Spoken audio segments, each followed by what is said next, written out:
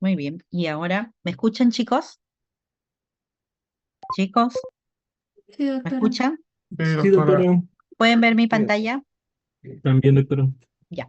Entonces, Sí. ahora en esta segunda clase vamos a hablar un poco sobre el examen físico, sobre todo lo que es facies y actitud. En el examen físico vamos a tratar básicamente sobre los temas de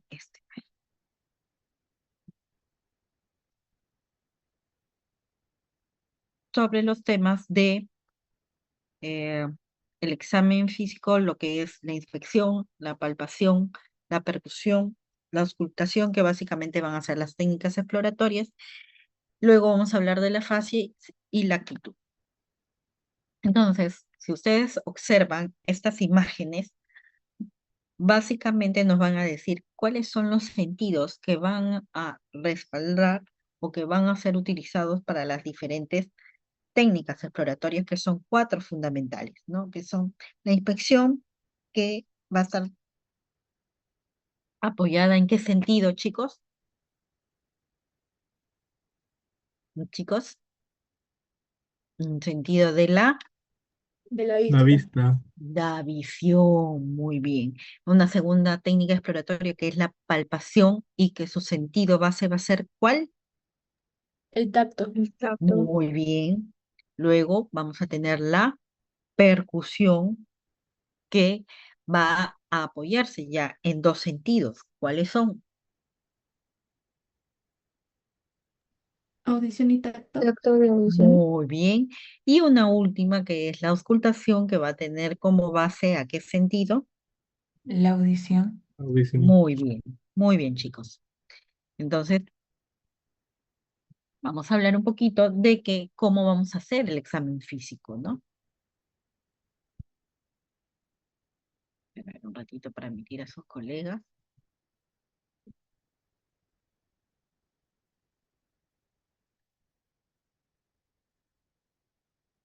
Ya.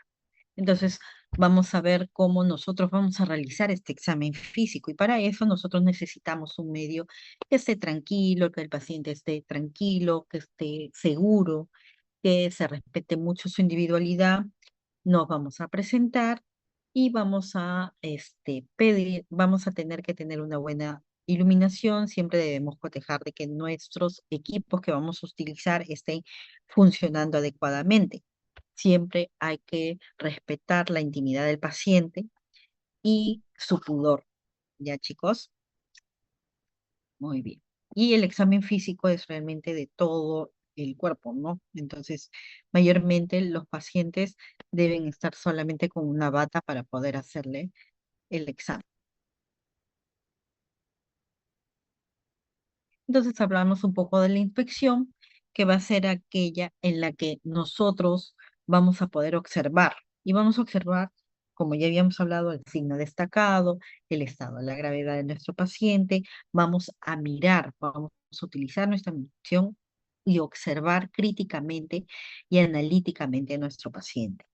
¿Ya, chicos? Entonces, vamos a ver de que las características son: vamos a mirar sin prisas y observar críticamente a nuestro paciente.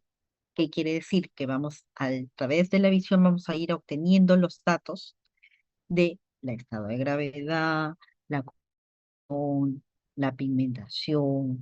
Vamos a ver si está hidratado o no nuestro paciente, la forma, los tamaños, si es simétrico o no. Son varios datos que nosotros vamos a obtener a través de la inspección. Y en inspección, como le decía, vamos a tener ciertas características que vamos a buscar principalmente de una manera ordenada, y luego ya ustedes de una manera inconsciente van a comenzar ya a obtener estos datos, ¿no? Entonces vamos a ver la actitud, la postura de mi paciente, las facies. Hay ciertas patologías que tienen una facie característica, los hábitos corporales de nuestro paciente, la talla, el estado nutricional, el movimiento, la marcha, la hidratación. Todo eso nosotros vamos a ir obteniendo a través, esos datos vamos a irlos obteniendo a través de la inspección. La segunda técnica exploratoria es la palpación. en la cual nosotros vamos a obtener otros datos a través de el tacto, como son la temperatura, la consistencia, la forma, el tamaño, la ubicación, la situación de la alteración que nosotros vamos a poder palpar, tocar. ¿Ya, chicos?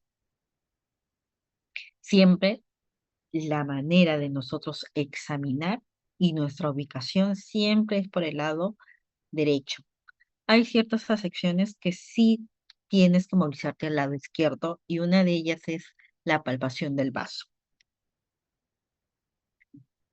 Hay que respetar el pudor del paciente, hay que darle una explicación, qué le vamos a realizar al paciente, que lo vamos a examinar, vamos a pedir su colaboración, vamos a pedir que se relaje. Y vamos a empezar por las zonas donde no tenga dolor el paciente, porque si nosotros empezamos a palpar la zona donde el paciente nos refiere dolor, el paciente va a comenzar a contraer y no va a dejar palpar adecuadamente. Tipos de palpación, tenemos unimanual utilizando una sola mano, bimanual, que puede ser pasiva, y otra donde puede ser activa, ¿no? La palpación unimanual me va a dar datos superficiales y también profundos, y las manos superpuestas, diré, la palpación bimanual puede ser manos superpuestas, manos yuxtapuestas y manos opuestas. Superficial, en la cual nosotros vamos a poder tomar datos como cuáles: temperatura, hidratación, ¿qué más podemos tomar en cuenta? ¿Qué otros datos podemos ver? La sensibilidad del paciente, el estado de la pared del músculo, el estado de la pared abdominal, ¿ya? Si el paciente tiene reflejos o no. Cutáneos es una de los ejemplos. Y profunda, cuando nosotros ya ejercemos un poco una presión a la zona palpar para poder determinar los bordes, determinar la consistencia, la profundidad, ¿ya? Y acá, como les decía, la palpación bimanual puede ser separadas, opuestas, superpuestas, que nos va a permitir dar mayor presión para poder determinar mayor la profundidad, el límite, y las yuxtapuestas, que también me van a permitir determinar el área que se ve comprometida, determinar bordes, altura. Otro es un momentito que voy a admitirlos.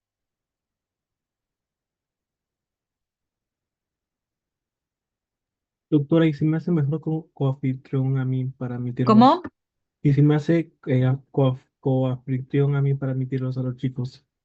Ya, para ver mejor, Sí, doctora, por favor. porque ya No somos se preocupe. 140, ya solamente falta uno. Ya, está bien, ¿Tú, doctora, no hay problemas. cuál es tu nombre? Julio Montesinos, doctora. Soy el delegado de Ah, ya, del Julio. curso. Convertir en coanfitrión. Sí, mejor, porque de repente se van a salir y ya. Muy bien, ya tú eres el confiante. Ya, ahora, dentro de la palpación hay características que nos van a permitir obtener datos, ¿no? ¿Y cuáles van a ser esas características? La forma, si es una forma alargada, si es una forma redondeada, ¿no? La situación, dónde se localiza, dónde se ubica la lesión, ¿ya? Si es profunda o no. El tamaño me permite medir la superficie, me permite determinar si es lisa, si es irregular, si es nodular. La consistencia también me permite. La consistencia, ¿no? Que puede ser plana, que puede ser blanda, que puede ser pétrea. La sensibilidad, si hay dolor en la zona que palpo o no, ¿ya? Puede también determinar si el paciente tiene la misma sensibilidad en las zonas que estoy palpando o no. La movilidad, si cuando yo lo palpo lo puedo mover, se puede deslizar o estaba adherido. ¿Ya, chicos? Eso, la temperatura, el aspecto de la piel, ¿no? Todo eso también me va a permitir determinar y darme mayores datos. ¿Mm? La tercera técnica exploratoria está la percusión, en la cual nosotros a través de el tacto vamos a poder ejercer un pequeño golpe, ¿no? Y nos va a permitir obtener datos del sonido que se produzca. Ahora, a lo largo de todo este curso, nosotros vamos a aprender cuáles son los sonidos normales que va a presentar cada parte de nuestro organismo, cada parte de nuestro cuerpo, cada órgano. Y cuando hay una alteración, ya hablamos de una patología. Entonces, la percusión, como ustedes pueden ver en esta imagen, va a tener, se va a basar en dos grandes sentidos, ¿no? El tacto y la audición, ¿no? El tacto a través del cual nosotros vamos a producir el sonido cuando realizamos este pequeño golpe, esta percusión en las diferentes partes del organismo. Y vamos a tener tipos de sonido, un tipo resonante o sonoro, un hipersonoro o hipersonante, un timpánico y un ruido mate, que es más seco, ¿no? El timpánico es característico porque es como si yo tocara un tambor, ¿no? Y mayormente es característico cuando hay una distensión abdominal y donde hay mucha presencia de gas. El ruido sonoro, característico cuando nosotros percutimos el tórax sobre un pulmón que no tiene una alteración. El ruido hipersonoro e hiperresonante, mayormente lo vamos a encontrar ya en cuadros donde hay mayor cantidad de aire y se caracteriza por presentarse mayormente en esos pulmones enfisematosos o cuando el paciente tiene un neumotórax importante. El ruido timpánico es más elevado y es característico cuando nosotros percutimos la zona de un neumotórax de tensión o cuando el paciente está llenecito de gases, ¿no? El ruido mate mayormente es un ruido opaco y que va a presentarse sobre todo en aquellas zonas macizas, ¿no? Que puede ser cuando nosotros vamos a percutir una zona ósea, por decir, a nivel de los arcos costales, nosotros percutimos matidez. Cuando vamos a percutir zonas donde se encuentra una neumonía, también es mate. Percutimos el hígado, también es mate, chicos.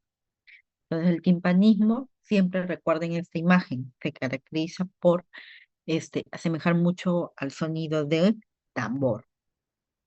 La hiperresonancia, que mayormente se encuentra donde hay gran cantidad de aire, el sonido mate, más que todo en vísceras sólidas, ¿ya? Y el procedimiento es justamente, como ustedes pueden ver en la imagen, nosotros utilizamos la mano, los que somos diestros, ¿no? Utilizamos la mano izquierda, la colocamos sobre la zona a percutir y a través de el dedo anular y medio, no, medio e índice de la mano derecha, realizamos una percusión sobre el dedo flexímetro, que mayormente va a ser el dedo medio o índice de la mano izquierda. Golpeamos la base de la falange distal con la punta del flexor y se da un golpe 1 a 2 veces y se emite el sonido, ¿no? Entonces ¿qué nos va a permitir hacer una percusión? Nos va a permitir comparar, nos va a permitir delimitar y nos va a permitir realizar y obtener los sonidos características en cada zona de nuestro organismo. La gran parte de la percusión y donde vamos a encontrar más variedad de sonidos es justamente en el examen abdominal del abdomen, ¿Por qué? Porque como ustedes ven, se divide en cuadrantes y estos cuadrantes van a contener diferentes vísceras, diferentes órganos. Y estos órganos, cada uno se caracteriza o tiene características diferentes unas de otras y van a emitir los diferentes sonidos que hemos hablado al momento de la percusión. Va a haber una percusión indirecta utilizando ambas manos, una percusión directa cuando solamente utilizamos la mano del flexor directamente a la zona a percutir. Bien, chicos. Y hay una puño percusión, mayormente nosotros lo utilizamos a nivel lumbar cuando queremos buscar si hay alguna alteración a nivel renal. También se hace la puño percusión de Murphy, que se hace básicamente en la zona hepática del hipocondrio. Y la cuarta técnica exploratoria, que es la auscultación, que va a tener como base el sentido de la audición, en el cual nosotros vamos a utilizar otro instrumento que nos va a ayudar a amplificar el sonido y que todos ustedes ya lo tienen, ya lo conocen, que es el estetoscopio, y que nos va a permitir a nosotros poder obtener tanto los sonidos normales como los sonidos que están alterados. Podemos encontrar la contracción muscular, podemos encontrar también los soplos cardíacos, que ya son alteraciones, el peristaltismo intestinal, podemos encontrar los sonidos pulmonares como son el murmullo vesicular, ¿no? Que es lo normal. Y debemos tener en cuenta que mayormente en esta primera etapa necesitamos todos ustedes en este momento y yo en el momento que también inicié mi carrera y que también llevé semiología, necesitamos un ambiente tranquilo para que no se confundan los sonidos.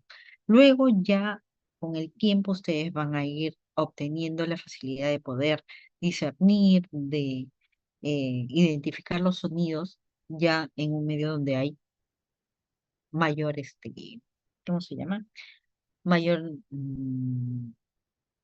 mayores ruidos externos, ¿no? Y vamos a conocer y vamos a poder examinar adecuadamente a través de nuestro estetoscopio a nuestro paciente. Tenemos la ocultación mediata, que anteriormente se usaba mucho, que consistía en aplicar directamente la oreja al pabellón auricular en la zona a auscultar. Luego se evolucionó y se usó la trompa, ¿no? Que se empleaba un tubo rígido en forma de trompeta que permitía también amplificar los sonidos. Y luego ya hemos evolucionado un poco más y ahora utilizamos el estetoscopio, ¿no? Que es mucho más flexible, nos permite estar un poco más, con un poco más de distancia, ¿no? ¿Y qué es lo que ya habíamos hablado? Estos son algunos sonidos que vamos a obtener a través de la auscultación, ¿no? Y acá otra pequeña pregunta que vamos a responder todos. Es una técnica exploratoria que tiene como base el sentido de la visión. A ver, chicos, adelante. Espero sus respuestas.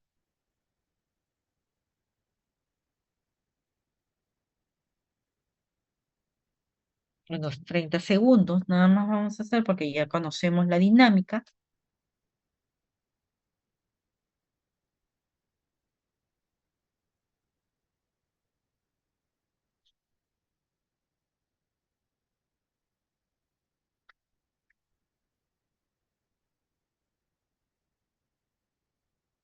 Muy bien. Entonces vamos a ver.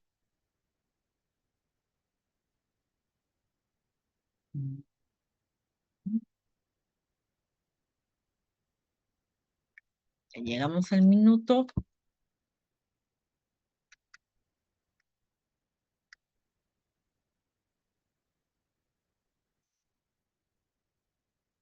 Muy bien.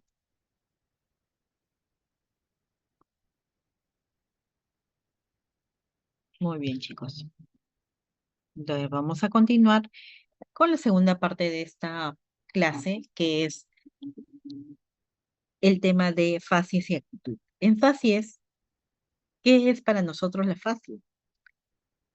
¿O qué datos nos permite a nosotros obtener, ¿no?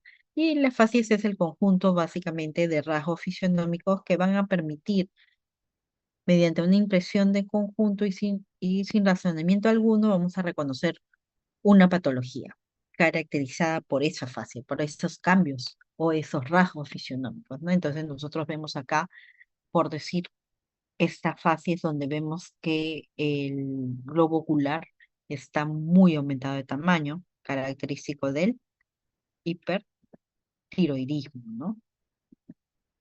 Y la fase nos va a dar otros datos, así como la inspección me daba algunos datos, la fase también me da otros datos, como la edad, el color, si el paciente tiene dolor o no, el estado de ánimo de mi paciente, el estado de hidratación de mi paciente.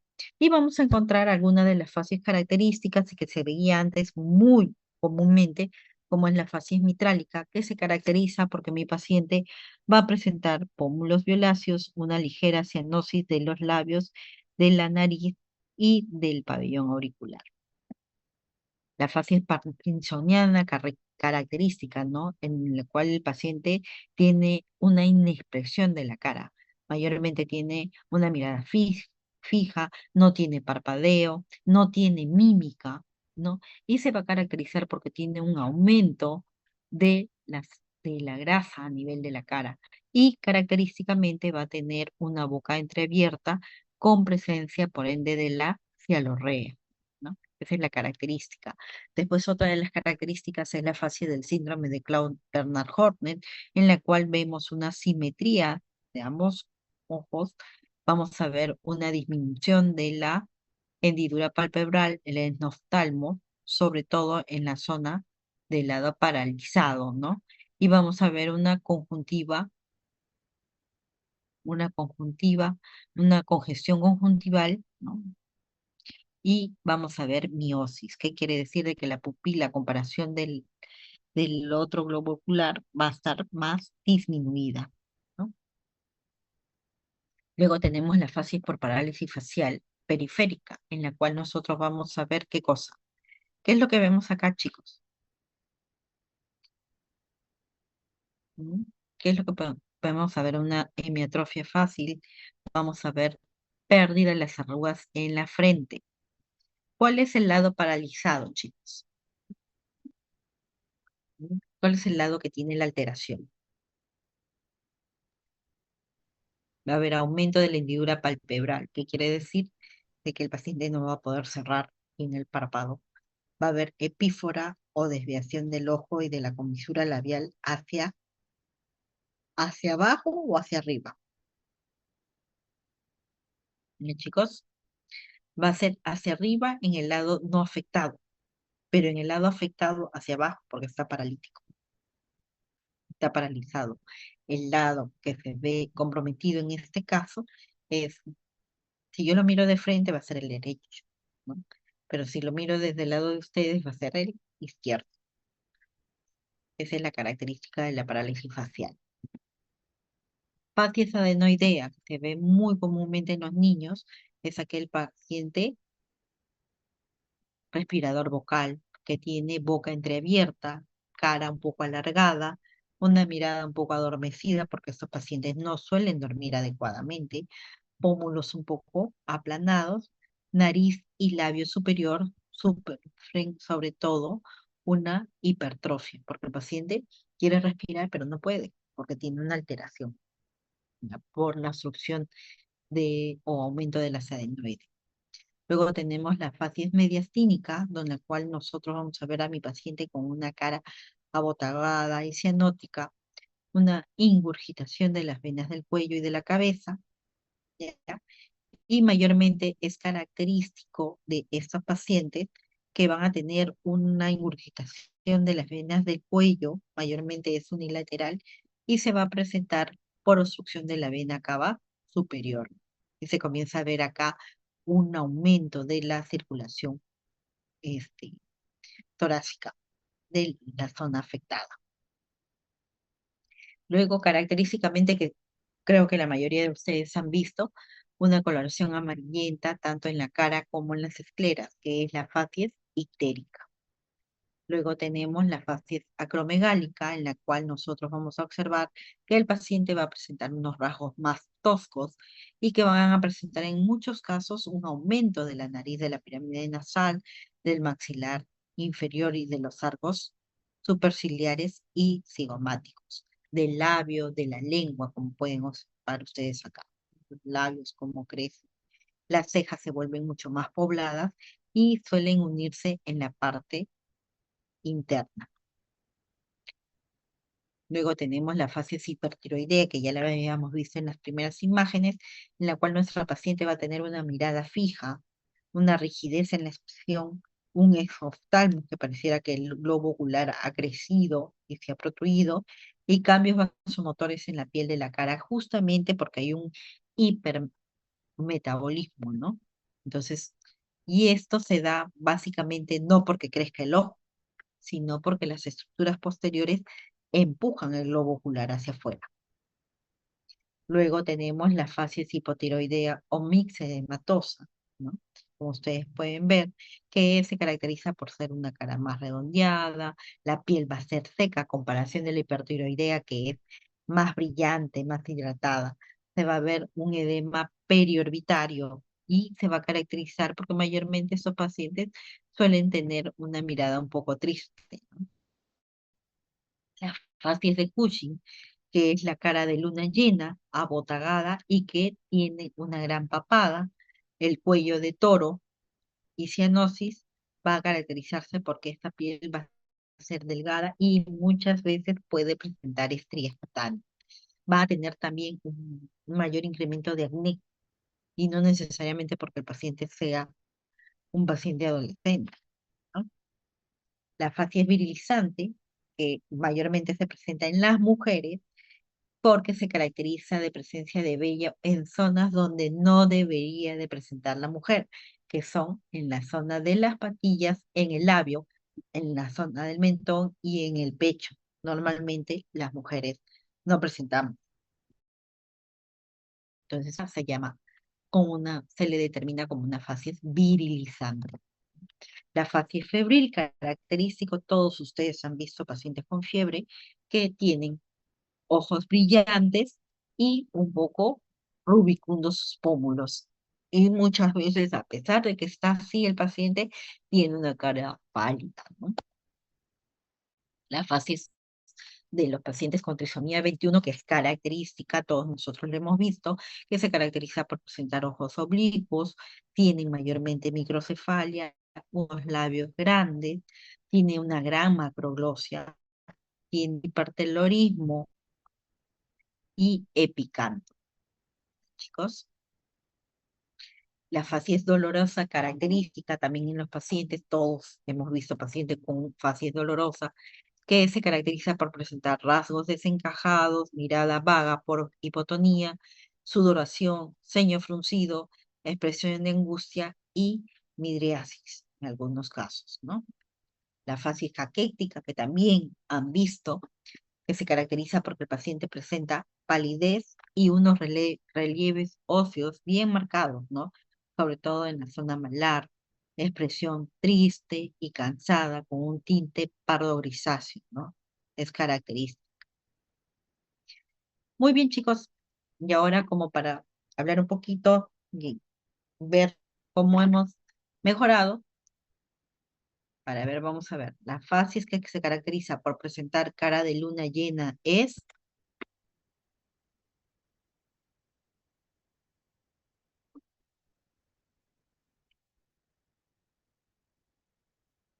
Bien.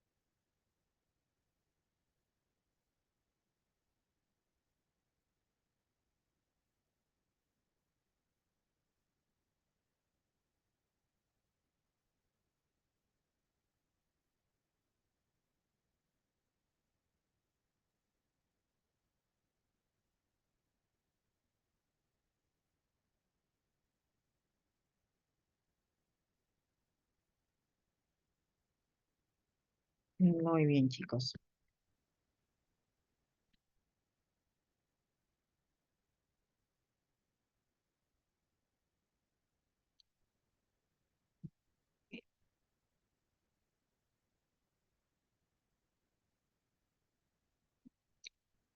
Y otro tema que íbamos a hablar es sobre la actitud. ¿Y qué es la actitud? ¿Mm? La actitud es la posición que va a adoptar el paciente y se va a caracterizar por ser o van a presentar algunas variantes como son la actitud sentada, en la cual nuestro paciente va a presentar esta actitud cuando tiene algunos procesos no patológicos como son algunas alteraciones como son la presencia de una hernia diafragmática, en el caso de pacientes que tienen acceso sufrénico, que presentan disnea, muy característico, ¿no? Que puede ser de origen cardíaco respiratorio, el edema agudo pulmonar, y también vamos a ver la ortopnia, ¿no? La actitud acostada o de cúbito dorsal, en la cual nosotros vamos a ver que el paciente va a colocarse, ¿no? De espaldas sobre la cama, el decúbito lateral, ya sea derecho o izquierdo, el decúbito prono o ventral, ¿no? Y que también va a presentarse en ciertas patologías. El decúbito lateral obligado, que puede presentarse secundario a grandes derrames, a una lesión, por decir, si el paciente tiene un gran derrame izquierdo, va a colocarse justamente sobre esa zona para permitir de que se dé una expansión adecuada del pulmón derecho, ¿no? Pacientes que tienen, por decir, una neuralgia del lado derecho, no se van a colocar sobre esa zona, porque si no se van a irritar más. El decúbito pasivo, que mayormente se va a presentar en pacientes que tienen una condición grave, ¿no? Mayormente pacientes que no tienen, que no pueden incorporarse, ¿no? Y esos es los temas que les quería tratar. ¿Alguna pregunta, chicos, hasta aquí? Chicos. No, doctora, ninguno. Muy bien. Yo voy a colocar las clases, pero como les he dicho, las clases son solamente referenciales, porque ustedes tienen que eh, revisar sus libros y aparte tienen que ir a su práctica, que es donde más van a aprender. Sí, Brenda. Doctora, una consulta. Cuando la ectoscopía y la inspección son lo mismo o difieren de alguna manera. La ectoscopía prácticamente vendría a ser lo mismo, pero mayormente la ectoscopía es lo primero que nosotros observamos. O sea, yo entra mi paciente a mi consulta, y siempre hay un signo más destacado, ¿no? Ya está bien, doctora. Muchas gracias. Ya, muy bien, chicos. Entonces, muchas gracias. Ya nos estaríamos viendo en la siguiente clase.